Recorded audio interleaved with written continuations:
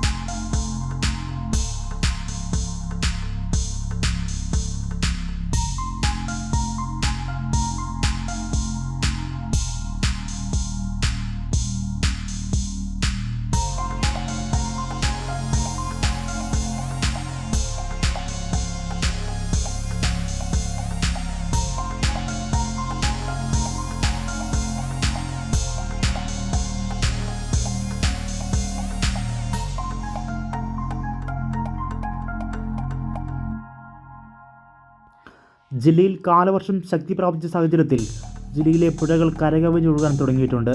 ഈ സാഹചര്യത്തിലാണ് പുഴ കടക്കാൻ ശ്രമിക്കുന്നതിനിടെ ആനകളടക്കം ഒഴുകിപ്പോകുന്ന ദൃശ്യങ്ങൾ ഇപ്പോൾ പുറത്തു വന്നിരിക്കുന്നത്. വയനാട് ന്യൂസ്, കാട്ടിക്കുളം.